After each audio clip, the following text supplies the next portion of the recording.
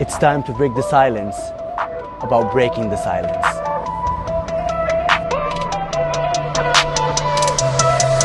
Breaking the Silence is a foreign-funded Israeli NGO which calls attention to the misconduct of Israeli soldiers in order to end the occupation. They call themselves a human rights group, but here's the problem. Breaking the silence is not a neutral observer.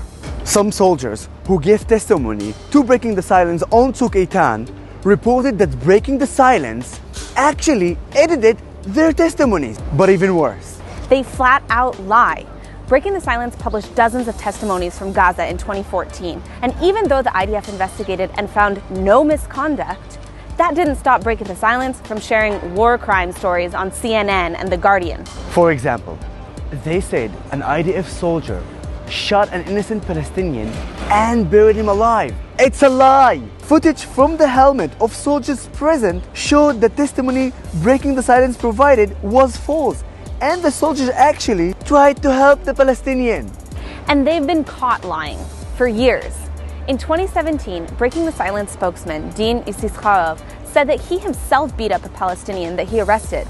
The state investigated and found out that he had actually lied. In fact, it was the Palestinian himself who denied that there was any violence. Pretty embarrassing for Dean, huh? Breaking the Silence also actively seeks to help those who harm Israel. They lobby foreign governments in defense of BDS. And they lie in the UN, EU, and college campuses to smear Israel. But why would Breaking the Silence go to all this trouble to lie? Because Breaking the Silence doesn't care about IDF misconduct or Palestinians.